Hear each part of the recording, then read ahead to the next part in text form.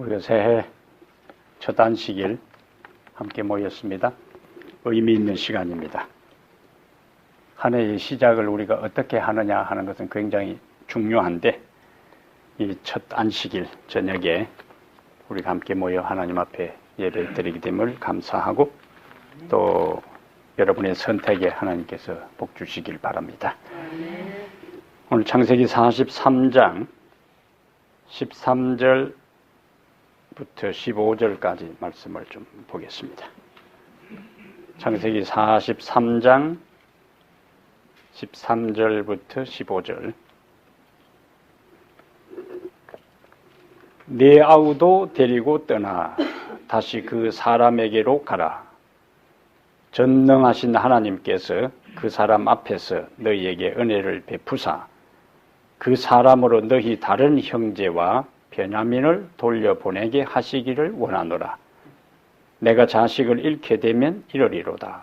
그 형제들이 예물을 마련하고 갑절의 돈을 자기들의 손에 가지고 베냐민을 데리고 애굽에 내려가서 요셉 앞에 서니라. 아멘. 여기 이야기는 간단한 이야기요. 근데 제가 이 43장을 쭉 읽어 나가다가 13절부터 16절까지 그 내용을 가만히 묵상하는데, 여기 상당히 깊은 의미가 있어요.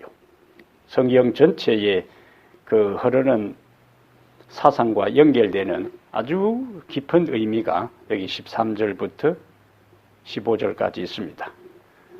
그래서 13절부터 15절까지 말씀을 우리가 가만히 묵상하면서 마이너스 인생에서 플러스 인생으로 나가라. 마이너스 인생에서 플러스 인생으로 나가라. 그럼 여기 지금 계속 애굽의 곡식을 사온 야곱의 아들들이 아버지에게 뭘 요구해요? 베냐민을 데리고 가야만이 우리가 양식을 구할 수도 있고, 또 감옥에 지금 갇혀있는 시몬도 데리고 올 수가 있다. 근데 거기에는 야곱의 입장에서는 굉장한 위험 부담이 있어요. 요셉은 행방불명이 됐고, 또 시몬은 감옥에 갇혀있고, 아직 확인할 길이 없잖아요. 죽었는지 살았는지, 야곱 입장에서는. 근데 베냐민을 데리고 간다고 해서 시몬이 풀려날 것이라고 아무도 보장을 못 해주는 거예요. 만약에 그렇게 되면은 요셉도 잃고 시몬도 잃고 누구까지 잃게 되는 거예요? 베냐민까지 잃게 되는 거예요. 근데 베냐민을 보내지 아니하면, 자, 베냐민이라도 살려야 되겠다 생각하고 베냐민을 애굽의 형제들에게 보내지 아니하면 어떤 일이 있어요? 온 식구가 다 굶어 죽게 되는 거예요. 그리고 시몬에 대한 그 생사도 확인할 길도 없고, 그러니까 베냐민 한 명을 살리기 위해서 플러스 살리기 위해서 거기다가 포커스를 맞추면은 나머지 한 명은 설령 우선은 사는 것처럼 보이지만은 베냐민까지도 결국에 굶어 죽게 되고, 그 다음에 가족들도 다 굶어 죽게 되고, 시몬에 대한 생사에 대한 보장도 없고, 그 상당히 중요하잖아요. 예? 이거 단순한 이야기지만은 우리가 그 장면을 전체를 가만히 생각해 보면은 야곱의 그 결단을, 야곱이 어떻게 어떤 방향으로 결심을 하느냐에 따라서 우선 살릴 수 있고, 그러다가 나중에 다 죽는 것이고, 그러나 베냐민을 보내는 데는 굉장한 위험 부담이 있지만은, 그러나 결국에 어떻게 됐어요? 요셉의 관심은, 요셉이 지금 형들을 양식을 줘서 고향에 보내놓고 지금쯤 그 정도 식구들이라면은 그리고 그 정도 양식을 가져갔으면 지금 떨어질 때가 됐다. 그러면 다시 그들이 양식을 사러 올 것이다. 시몬도 지금 감옥에서 어떤 생각을 하고 있을까요? 어쨌든 그들이 뭐요? 와야만이 자기가 살아나는 거예요. 근데 그들이 오는 것은 베냐민을 데리고 와야 되는 것이고, 베냐민을 데리고 오는 것은 굉장한 위험 부담이 있고, 그러나 어쨌든 와야만이 시몬은 살아날 수 있는, 벗어날 수 있는, 감옥에서 나올 수 있는 가능성이라도 있다는 거예요. 요셉의 관심은 누구에게 있다고요? 자기 동생 베냐민이, 형들 말대로 진짜 베냐민이 살아있는지, 아니면은 자기하고 한 배 친동생이니까 자기를 미워하는 그 연장선에서 동생 베냐민도 어떻게 했는지. 그러니까 오로지 관심은 베냐민밖에 없는 거예요. 그런데 야곱이 베냐민은 안 된다 해가지고 베냐민을 보내지 않냐고 형제들만 요셉에게 나타났다. 어땠을까요? 예. 근데 베냐민을 데리고 요셉이 딱 보니까 그 형제들 가운데 누가 있어요? 베냐민이 있어. 베냐민이 있다는 걸 확인하는 순간에 요셉이 형제들에 대한 태도가 이제는 완전히 달라지기 시작하는 거예요. 아, 이 형들이 말한 것이 맞구나. 그리고 베냐민의 얼굴을 유심히 살펴봤을 거 아닙니까? 이 자기 없는 사이에 형들이 그냥 이리치되고 저리고 구박을 해가지고 완전히 몰골이 그냥 상해 있는지 딱 살펴봤을 거예요. 근데 요셉이 가만히 보니까 뭐 다른 형들과 별 차이가 없이 그대로 건강하게 잘 지내는 것을 이제 확인했다는 거죠.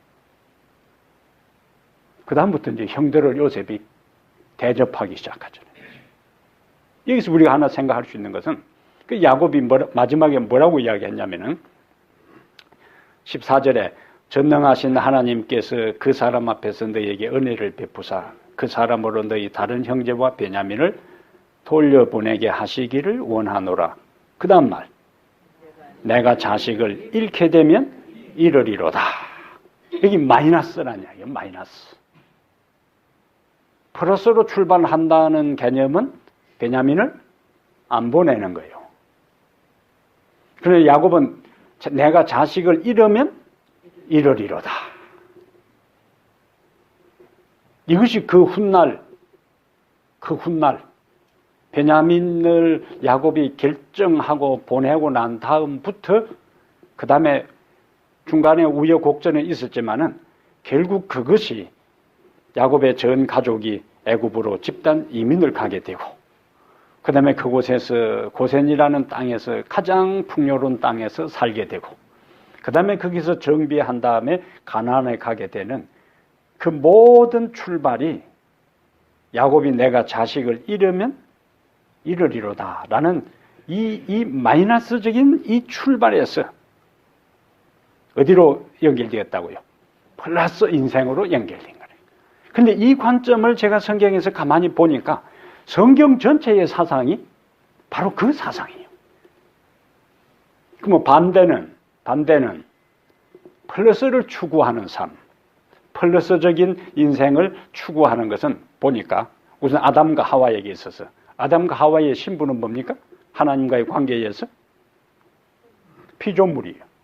하나님은 신적 존재고 자기들은 피조물, 인간적 존재예요. 인간적 존재라는 것은 뭘 전제하느냐? 의존적 존재입니다. 누구에게? 신적 존재를 인간적 존재는 의지해야 되는 거예요. 그러면 인간적 존재와 신적 존재, 하나님과 인간, 창조주와 피조물 사이에 있어서는 건널 수 없는 간극이 있는 거예요. 그거는 뭐예요? 그러면 그가 자기가 피조물인 것을 알고 하나님은 창조주라는 것을 인정하고 그는 섬겨야 되는 거예요. 그는 예배해야 되는 거예요. 그리고 그는 그 창조주 하나님을 의존해야 되는 거예요. 근데 아담과 하와의 문제점은 뭐였어요? 하나님을 뭐 하지 않고, 경배하지 않고, 의존하지 않고, 사단이 유혹한 것은 네가 선악을 알게 한 나무의 실과를 먹으라. 그리하면 너도 하나님과 같이 된다. 그럼 하나님과 같이 된다 하는 이야기는 그 섬김의 자리에서 경배의 자리로, 의존적 존재에서 자존적, 하나님 더 이상 간섭받지 않고 스스로 자신의 인생의 주인으로서 살아갈 수 있는 그것을 아담과 하와가 시도했다는 거예요. 마이너스적인 삶에 만족하지 않고 어디에요? 플러스적인 신적 존재, 자존적 존재, 섬김과 경배하는 존재에서 섬기지 않고 경배를 받을 그 신의 자리로 자신들을 끌어올리려고 한 것이 오히려 더 마이너스로도 더 추락해버린. 보통 우리가 하면은 본전도 못 찾은 거예요. 더 바닥을 친 거예요. 본래의 상황을 유지하지도 못하고 더 바닥을 친 상황이 바로 아담과 하와의 죄의 시작이었다. 우리 창세기 11장에서 우리가 이번 주에 문제 가운데 창세기 11장 바벨탑 사건에 대한 교훈을 살펴보도록 그렇게 했는데, 자, 그들이 바벨탑을 왜 만들었어요? 바벨탑을 쌓은 동기가 뭡니까? 자, 흩어짐을 면하자. 자기 이름들을 내고. 그 다음에 자, 우리가 탑을 쌓아 우리 이름을 내고, 우리 이름을 내고. 그러나 하나님의 이름을 높이는 것이 아니고 누구의 이름을요? 자기의 이름을 내고. 그들은 하나님의 이름을 높이는 것보다는 자신들의 이름을 드러내기를 원했어요. 그런데 하나님께서 그 건축하는 현장에 거기에 이제 삼위일체 하나님에 대한 그 암시가 나오는데, 내가 내려가서 이렇게 안 나옵니다. 자, 우리가 내려가서 이렇게 나와요. 우리가 하는 것이 창세기 1장 26절에 우리의 형상을 따라 우리의 모양대로 우리가 사람을 만들고, 거기서 우리가 나오고, 3장에 가서 그들이 죄를 지은 것이 그들이 죄를 지어서 지혜롭게 됐다고 주장하는 것이 우리 중 하나같이 되었고 하다가 11장에 가서 자, 우리가 내려가서 복수형이 나오는 거예요. 하나님의 존재 양식의 복수형이 거기서 나옵니다. 자신들의 이름을 드러내려고 하는 그것이 오히려 자신들의 이름을 드러내지도 못하고 하나님이 개입해서 그들의 모든 공사가 중단되게 하고 그들은 다 전 세계적으로 뿔뿔이 흩어지고 말았어요. 그 현장이 어디라고요? 바벨, 신할 땅 바벨. 그런데 우리가 이사야 14장에 한번 가봅시다. 이사야 14장에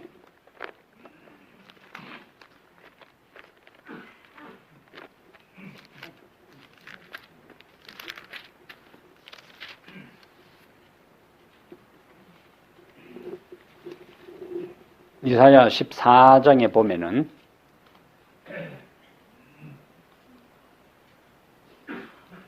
우선 14장 4절 한번 보고요. 너는 바벨론 왕에 대하여 이 노래를 지어 이르기를 압제하던 자가 찌그리 그쳤으며 강포한 성이 찌그리 패하였는고. 그러니까 14장의 이야기는 지금 누구를 대상으로 하는 겁니까? 바벨론 왕에 대한 이야기요. 자, 그렇게 쭉 가다가 12절에 바벨론 왕에 대한 이야기를 이제 하다가 그 연장선에서 12절에 너 아침의 아들 계명성이여 어찌 그리 하늘에서 떨어졌으며 너 열국을 엎은 자여 어찌 그리 땅에 찍혔는고. 자, 왜 그렇게 됐는가? 13절에 네가 내 마음에 이르기를 내가 하늘에 올라 하나님의 뭇별 위에 내 자리를 높이리라. 내가 북극 지폐의 산 위에 앉으리라. 가장 높은 구름에 올라가 지극히 높은 이와 같아지리라 하는도다. 그러나 이제 내가 스올 곧 구덩이 맨 밑에 떨어짐을 당하리로다. 이거 우리가 아는 대로 사탄이 등장하게 된 이제 배경이요. 그러니까 사탄은 피조물로서 만족하지 않고 하나님의 뭇별 위에 내 자리를 높이리라. 14절에 가장 높은 구름에 올라가 지극히 높은 이와 같아지리라. 지극히 높은 이와 비기리라.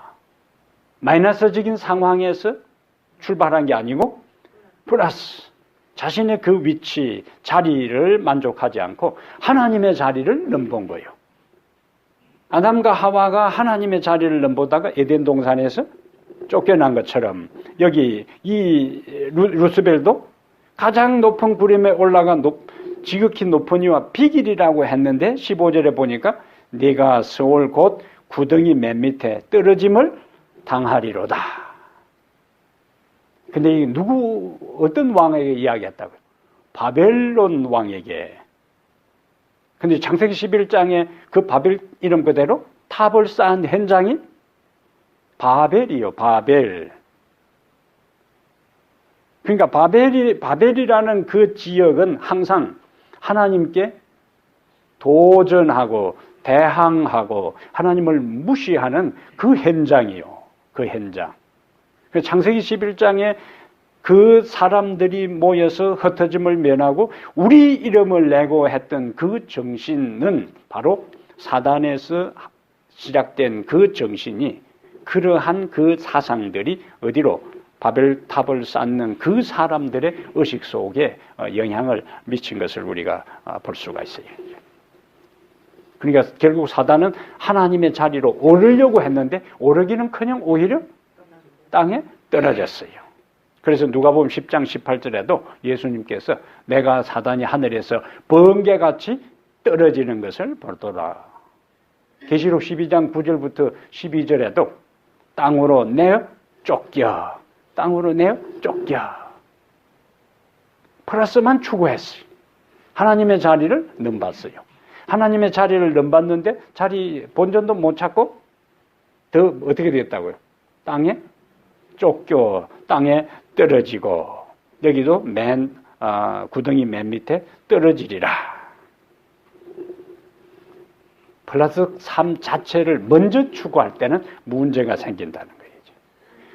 그런데 성경의 위대한 하나님의 백성들은 마이너스적인 삶을 통해서 위대한 일들을 이루었어요. 그 첫 번째 사람이 누구냐? 아브라함입니다. 아브라함은 갈대 우르라는 안정된 곳에 살았어요. 풍요로운 곳에 살았습니다. 그곳에서 유지였고 경제적으로도 풍요하게 살았어요.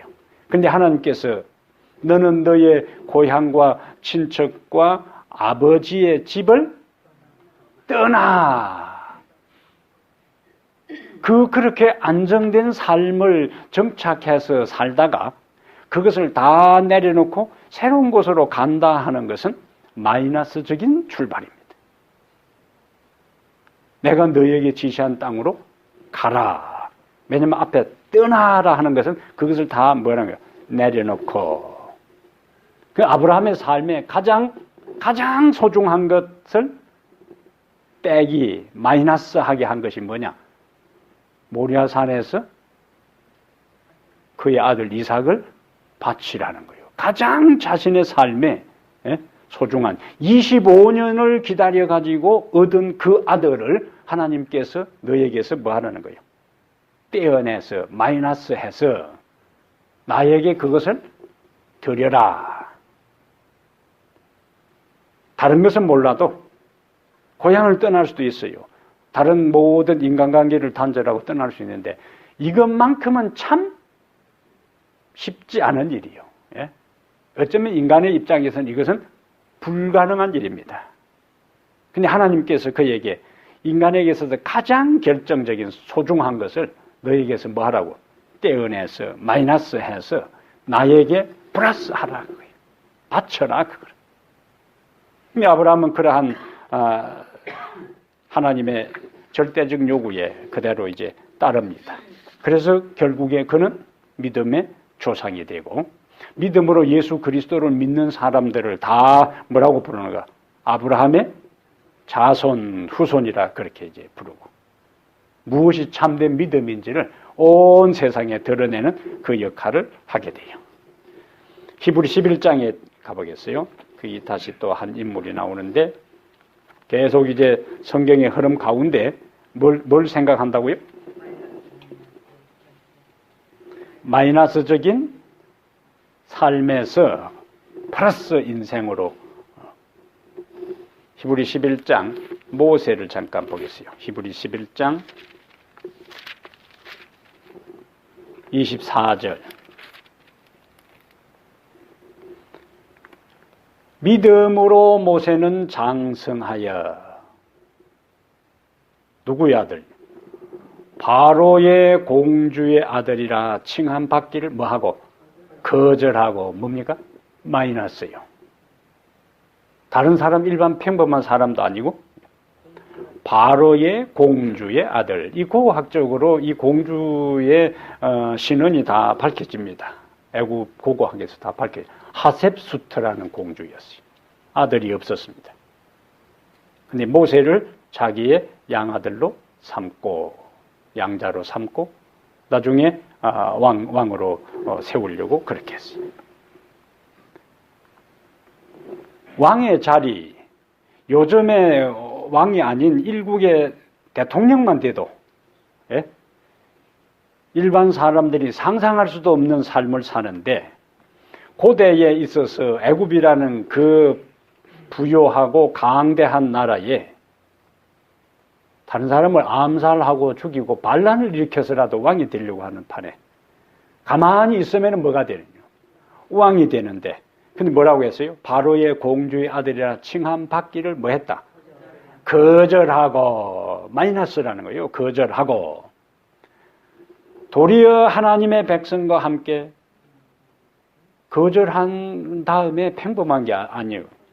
고난받기를, 잠시 죄악의 낙을 누리는 것보다 더 좋아하고, 계속 하나님의 백성과 함께 고난받는 거하고 뭘 대조시키냐면은 잠시 죄악의 낙을 누리는 것보다 더 좋아하고, 그 다음에 26절에는 그리스도를 위하여 받는 수모를 애굽의 모든 보화보다 더 큰 재물로 여겼으니 이는 상주심을 바라봄이라.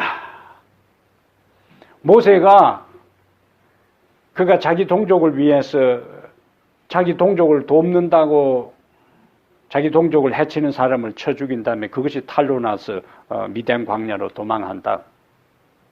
모세가 있었으면은 애굽의 왕이 되었을 사람이, 모세가 있었으면 애굽의 왕이 되었을 사람이 미라로 남아있다. 그러면 모세가 그때 바로의 공주의 아들이라 칭함받기를 거절하지 아니하고 플러스 왕에 대한 것만 추구했다면은 그는 지금 미라가 되었어. 방탕유리 안에 인생의 허무와 권력의 무상을 관광하는 모든 사람들에게 알려주는 그러한 샘플이 되었을 거예요. 바짝 많은 미리가 되겠어요. 근데 우리는 마태복음 17장에 예수님께서 변화산에서 기도할 때에 그곳에 모세와 누가? 엘리야가 등장했어요. 고난을 앞두고 십자가를 앞둔 예수님을 모세와 엘리야가 와서 격려하는 장면을 보게 돼요. 그게 이제 나누는 대화가 누가복음 9장과 마태복음 17장을 비교해 보면은 별세하실 것을 이야기하더라 그랬어요. 그 예수님의 고난과 죽음에 대한 이야기를 모세와 엘리야가 나눈 거예요. 엘리야도 이 세상에 살 때 인간적으로 백성들에게 온갖 어려움을 당했고, 모세도 이 세상의 하나님의 백성들을 애굽에서 가나안 땅까지 인도하는 데 있어서 굉장한 어려움을 당했어요. 그러니까 예수님이 죄악의 애굽 세상에서 하나님의 백성들을 하늘 가나안으로 이끄는 데 있어서 그 중심적인 역할을 할 때 먼저 인간적으로 백성을 구원해서 하나님께로 돌리는 데 있어서 그 모든 것을 경험한 사람들이 예수님에게 와서 격려하고 위로하고 하늘의 기별을 전달했다는 거죠. 그들은 먼저 아무 고생도 안 해본 사람이 와가지고 얼마나 힘드세요, 예수님, 이렇게 하는 거하고 그 힘든 과정을 다 하나님을 의지하는 믿음으로 통과한 사람이 같은 인간, 예수님도 인생을 쓰신 상황이니까 와서 격려하는 장면이 이제 나오는 거예요. 그 역할을 누구에게? 하나님께서 모세에게 맡기셨다는 거예요. 외행적으로 처음에 모세가 바로의 공주의 아들이라 칭함받기를 거절하고 하나님의 백성과 함께 고난당하는 것을 선택할 때에 우선은 그렇게 마이너스적인 선택을 하는 것을 볼 때에 그 인생은 뭐예요? 손해될 것처럼 보이죠. 아주 잘못된 선택처럼 보였지만 결과적으로 보니까 그의 선택이 마이너스적인 하나님을 위해서 그렇게 쓴 것이 결국에 엄청난 축복으로 연결된 것을 보게 돼요. 마이너스에서 어디로? 플러스로 연결되는 거예요. 에스더 4장 6절에 아까 야곱이 내가 자식을 잃으면 잃으리로다. 그것이 에스더 4장 6절에는 내가 죽으면 죽으리로다. 모르드게가 이 에스더에게 그 소식을 전하면서 네가 이때에 가만히 있으면은 이 민족은 다른 사람을 통해서 구원받을 것이다. 근데 네가 왕후가 된 것이 이때를 위함이 아니뇨. 에스더 입장에서는 그냥 왕궁에서 편하게 지낼 수가 있어요. 아무리 모든 유대인들을 죽인다 할지라도 왕후를 죽일 수는 없어요. 그런데 자기 백성을 살리려고 하면은 자기가 뭘 감수해야 돼? 죽음을 감수해야 되는 거예요. 왜? 옛날에는 암살 위험이 많기 때문에 왕이 정식으로 호출하지 않은 상태에 왕 앞에 나가면은 무조건 죽이게 돼 있습니다. 그 왕의 생명을 보호하기 위해서. 그러니까 에스더는 그 왕궁의 법도를, 왕궁의 규칙을 너무나 잘 알기 때문에 내가 죽으면 죽으리로다. 3일 물도 안 마시고 음식을 전폐하고 마이너스 출발이요. 그 다음에 죽으면 죽으리라다. 모든 것을 뭐요? 내려놓고 포기하는 상황입니다. 왕궁에 그런 불똥이 튈려면 전혀 없이 편안하게 지낼 수 있는 상황인데도 왕궁에 내 혼자 편하게 지내는 것보다 내 민족과 함께 고난과 운명을 같이 하기로 모든 것을 내려놓았다. 이렇게 할 때 하나님의 기적이 나타나는 거예요. 정상적으로 물도 많이 마시고 음식도 잘 먹고 그 다음에 또 화장도 하고 이렇게 가지고 왕 앞에 새초매고 살랑살랑 궁뎅이를 흔들면서 나가야 왕이 뭐요? 그동안 못 봤는데 오니까 마음이 바뀌어져가지고 금호를 내밀 수가 있는데 왕 앞에 나갈 때 언제 나가요? 3일 금식 기도하고 근데 물도 안 마시고 음식을 전폐하고 나갈 때 아무리 왕 앞에 나갈 때에 주변에 그 수청되는 신하들을 통해서 화장을 했다 할지라도 그 얼굴이 초췌하고 아주 보기 힘들었을 거예요. 3일이나. 그 또 중년에 사는 민족을 생각하고 얼마나 고민하고 근심하면서 기도했겠어요. 근데 외행적으로는 그 상태에서 왕 앞에 나가면은 그동안에 주변에 온갖 예쁜 여자들이 둘러싸여 있는 왕의 입장에서는 3일이나 금식해가지고 연락도 안 했는데 뜬금없이 나타나 보세요. 계산적인 인간적인 상황에서는 왕이 절대로 금호를 내밀 수가 없습니다. 부끄럽다고 빨리 끌어내라고 하든지 그렇게 했을 거예요. 그런데 왕의 눈에 사랑스러워 보였던 거예요. 이게 하나님께서 하시는 방법입니다.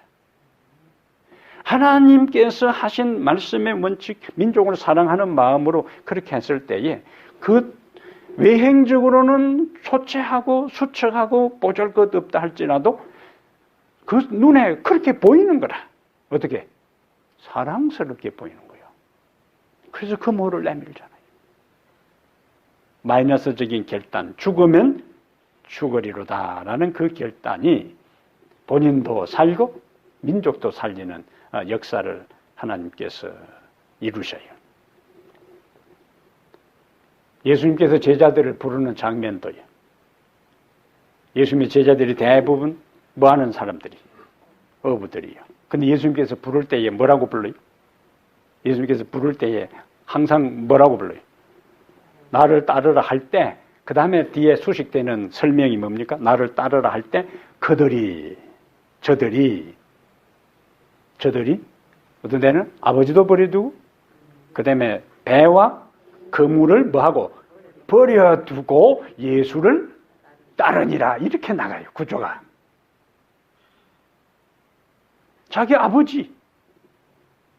이거는 천륜이요. 하늘과 연결된 이 생명의 근원인. 아버지를 버려두고, 세베대의 아들들이 아버지를 버려두고, 그 다음에 배와 그물을 버려두고, 배와 그물은 그들에게는 생계의 수단이요. 근데 그것을 버려두고 예수를 따르니라. 그럼 요셉이 모세가 애굽에서 나왔을 때에 포기하니까 바로 그에게 영광이 주어지고 바로 그에게 명예가 주어지고 축복이 따른 게 아니에요. 그것을 포기하고 난 다음에 40년 동안 혹독한 광야 생활에 다시 이제 백성들을 이끌고 가나안으로 가는 그 길목에 얼마나 많은 어려움이 있었어요. 그러니까 하나님의 백성들이 마이너스적인 선택을 한다고 해서 당장의 복이 따르는 게 아니에요. 예수님의 제자들의 입장에서 요한 외에는, 우리가 이제 내일부터 배울 요한 외에는 11명이 다 순교당했어요.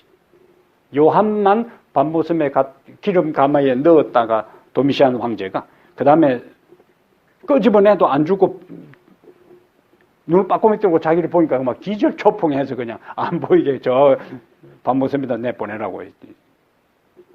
요한만 자연사였지 나머지 11명은 다 순교당했어요. 유다 대신에 새로 12제자 중에 가담한 마띠아까지 다 순교당했어요. 그런데 하나님은 진리를 위해서, 예수님을 위해서 아버지를 버려두고 그물을 버려두고 배를 버려두고 그 다음에 그들이 죽을 때까지, 순교당하는 그때까지 그들은 고통스러운 고난의 시련의 과정을 거쳤지만은 마지막에 하나님께서 그들을 영예스럽게 하는데, 우리가 계시록 21장 12절부터 14절에 요한이 하늘의 장면을 묘사할 때 12진주문이 있고 그 다음에 그 12기초석에 누구의 이름을 기록해 주셨는가? 12사도의 이름을, 진주문에 12지파의 이름이 있고 그 기초에는 12사도의 이름을. 그 예수님의 특별한 배려입니다. 영원히 그들이 이 세상에서 자신을 따르기 위한 모든 것을 포기하고 진리를 전파하기 위해서 순교의 재단에 자신의 인생을 다 던진 그들에 대해 예수님께서 영원히 그들의 이름을 기초석에다가 베드로, 사도, 베드로, 요한, 야고보 쭉 다 기록해 놓은 것은 그들의 모든 고난에 하나님께서 매 주신 거예요? 갚아주신 겁니다. 우리 요한복음 6장에서 한 사상을 오늘 저녁에 이야기를 합니다. 요한복음 6장에서 요한복음 6장을 뭐라고 하냐면 일명 떡장이라 그래요. 떡장. 자, 남자만 5,000명이 있는데 해가 넘어가는데 먹을 것이 없어. 예수님께서 염려합니다. 저들이 길을 가다가 기전할까 한다. 그래서 너희가 먹을 것을 주라. 제자들 입장에서는 줄 것이 없어요. 이때에 안드레하고 빌립이 누구겠어요? 성경에는 마가복음과 마태복음에서는 그냥 떡 5개와 물고기 2마리가 있다 하는데 요한복음 6장에서는 그 떡 5개 물고기 2마리가 어디서 나왔는지를 설명하고 있어요. 어린 아이가 가지고 온 도시락이요. 그럼 그 어린 아이는 자 예수님의 제자들이 군중소를 다니면서 혹시 도시락 좀 많이 싸운 사람 없으니까 나눠 먹읍시다 할 때 이 어린 아이 입장에서는 그 순간적으로 내주면은 뭐요? 있다 하면은 뭐요? 사람들이 이 많은데 내가 내놔봐요. 나도 묵도 못하고 어른들끼리 갈라 먹어버리니까 갈등이 있을 수도 있어요. 근데 예수님께서 지금 이야기를 하는데 혹시 저 도시락 싸운 사람 있으면은 좀 우리 나눠 먹자고 이야기를 한다 할 때 그 소녀는 그것을 기꺼이 예수님께 드렸어요. 자기에게서는 뭐 도시락이 이제 나갔어요. 많이 났어요. 자칫 잘못하면은 그날 점심도 굶어야 돼. 그리고는 다시 먼 거리를 걸어가야 되는 거예요. 계산적으로 보면 그렇다는 이야기. 근데 아이는 계산하지 않고 그냥 드렸어요. 예수님께서 축사하시고 난 다음에 5,000명을 다 남자만 5,000명이더라 했으니까 보통 그런 데는 남자만 일반적으로 전쟁에 나갈 만한 18살 이상 되는 장년들보다 누가 더 많겠어요? 부녀자들하고 한가한 사람들, 아이들. 예?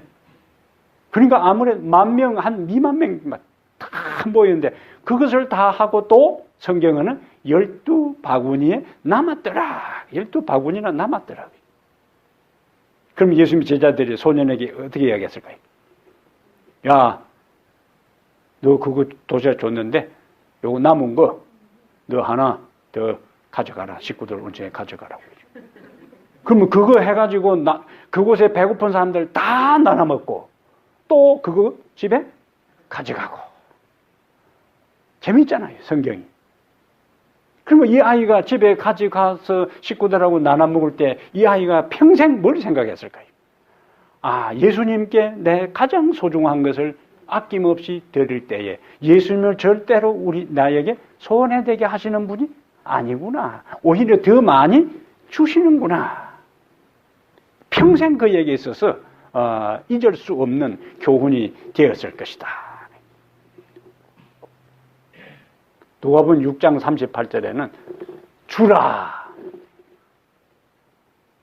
그리하면 흔들어 후이되어 흔들어 넘치도록 너희에게 안겨주리라. 첫 출발이 뭡니까? 주라. 거기서부터 시작하는 거예요. 먼저 흔들어 넘치도록 그것을 이야기하지 않고 주라 해놓고 연결되면 그리하면 후이되어 흔들어 넘치도록 너희에게 안겨주리라. 이 성경에 똑같잖아요, 사상이. 흐름이 똑같은 사상을 강조하고 있습니다. 우리가 플러스를 더하기를 그릴 때에 뭐부터 그래요?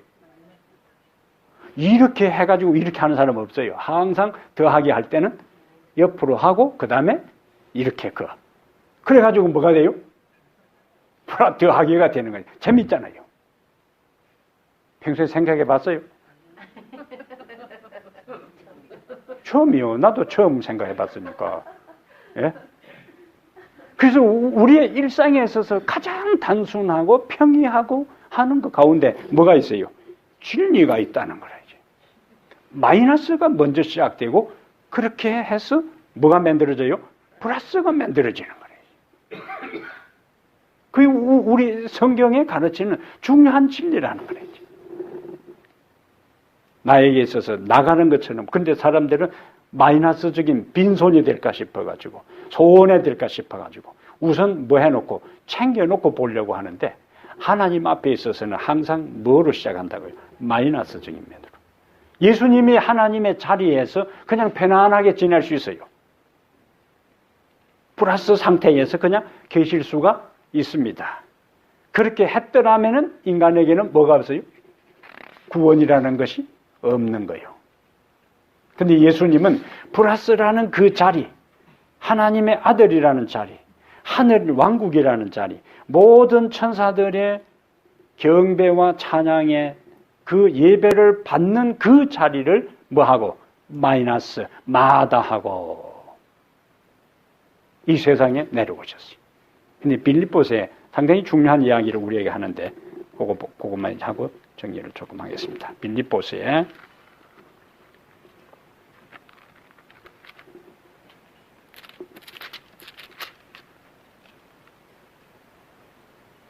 빌립보서 2장 6절 빌립보서 2장 6절에 그는 근본 하나님의 본체시나 플러스 하나님과 동등됨 여기까지도 플러스요. 취할 것으로 여기지 아니하시고 그가 이제 마이너스적인 상황으로 내려옵니다. 오히려 자기를 비워 empty하는 거예요. 비워 종의 형체를 가지사 사람들과 같이 되셨고 어떤 상태에서 하나님과 본체 하나님과 동등된 상태에서 종의 형체를 가졌고 사람들과 같이 되셨고 사람의 모양으로 나타나사 자기를 또 뭐하고 낮추시고 그것까지 끝난 게 더 마이너스로 내려갑니다. 죽기까지 복종하셨으니 그 십자가에 죽으심이라 십자가에 죽으심이라 완전히 그의 모든 것이 다 끝난 거예요. 다 모든 것을 버린 거예요. 모든 것을 죽었으니까 다 끝났잖아요.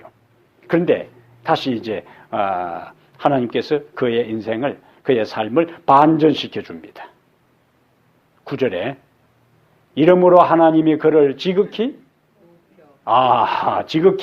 높여 그 다음에 모든 이름 위에 뛰어난 이름을 주사 하늘에 있는 자들과 땅에 있는 자들과 땅 아래에 있는 자들로 모든 무릎을 예수의 이름에 뭐하게 하고 꿇게 하시고 모든 입으로 예수 그리스도를 주라 시인하여 하나님 아버지께 영광을 돌리게 하셨느니라.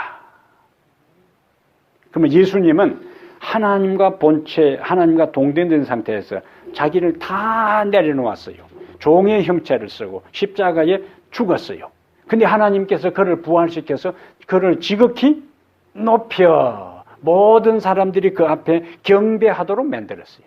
근데 사단은 하늘에서 높아지려고 올라가다가 오히려 떨어졌고 예수님은 높은 자리에서 내려오셨으니까 하나님이 다시 그를 높이셨고 그래서 하나님 보좌 우편에 앉으시게 하는 그 역사를 하나님께서 이루어 주십니다. 예수님을 찾아온 부자 법관, 누가복음 18장에 부자 법관이 찾아왔을 때에 내 모든 소유를 팔아 가난한 자들에게 나눠 주라. 그럼 뭐 하라는 이야기예요? 마이너스. 네 소유를 팔아 가난한 자들에게 나누어 주라. 그리하고 나를 따르라. 근데 성경은 그가 근심하며 돌아가니라. 그리고 그 이야기는 이제 끝났어요. 가난한 사람들에게 그가 다 나누어줬으면 가난한 사람은 가난한 사람들대로 또 이 부자가 나눠진 걸 통해서 그들의 힘든 것들에서 회복이 되고 플러스가 되고 이 사람은 그것을 다 가난한 사람에게 자기만 유익한 것이 아니라 다른 가난한 사람을 유익하게 한 그것뿐만 아니라 또 자기는 하나님 안에서 영생을 얻고 근데 부자는 플러스 상태에 남아있기를 원했어요. 그러니까 가난한 사람은 계속 그 혜택을 보지 못하고 가난했고 플러스 상태로 남아있는 세상적인 한시적인 그 상황은 유지했지만은 더 중요한 뭐는 상실해버리고 영생은 구원은 상실했다. 이 성경의 가르침이라 원리입니다. 초가 빛을 발하려면은 그냥 빛이 발하는 게 아니라 자기 몸을 태워야 결과적으로 빛을 발하고 소금이 맛을 내려면은 소금이 녹아야 맛을 내는 것처럼 그리스도인의 삶의 모습을 그렇게 우리에게 보여주고 있습니다. 마지막 구절을 보겠어요. 고린도후서 4장. 고린도후서 4장에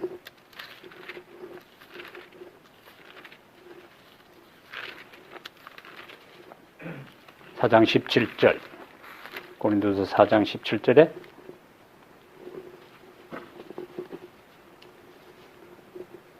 우리가 잠시 받는 환난에 경한 것이, 여기 대조되는 걸 잘 보세요. 잠시 받는 환난, 그 다음에 그것은 경한 것. 경한 것 무엇입니까? 가벼운 것이라고요. 가벼운 것. 잠시, 그러니까 환난은 잠시고 그 다음에 그것은 경한 것이고, 지극히 크고 영원한 영광, 그러니까 잠시가 영원이고 환난은 영광이고, 경한 것은 대조되는 말 뭐죠? 잠시가 영원, 환난은 영광, 경한 것은 중한 것. 그러니까 잠시, 환난, 이것은 우리에게 마이너스적인 요소요. 그러나 하나님은 잠시 받는 환난에 경한 것을 어떻게 바꿔주시는가? 크고 영원한 영광에 중한 것으로 바꿔주는 것이고, 우리가 주목하는 것은 보이는 것이 아니요 보이지 않는 것이니, 보이는 것은 잠깐이요 보이지 않는 것은 영원함이라. 그 보이는 것은 눈앞에 보이는 플러스적인 요소요. 그러나 그것은 뭐라고요?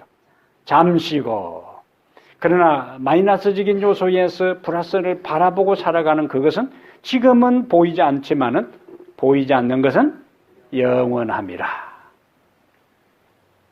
예수님께서 마태복음 10장 39절에 아까 예수님께서 십자가에 죽으심이라 했던 연장선에서 10장 39, 마태복음 10장 39절에 자기 목숨을 얻는 자는 잃을 것이요, 나를 위하여 자기 목숨을 잃는 자는 얻으리라. 역설이잖아요.